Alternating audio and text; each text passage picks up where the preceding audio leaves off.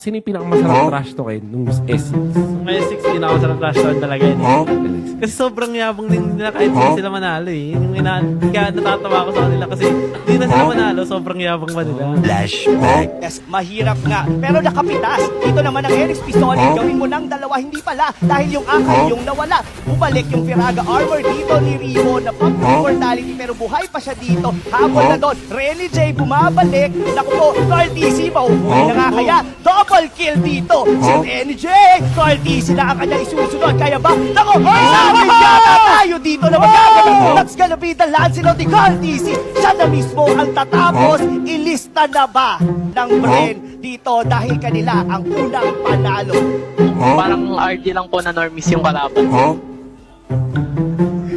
Parang RG lang na normies yung kalaban. Carl TZ 2020. End of flashback.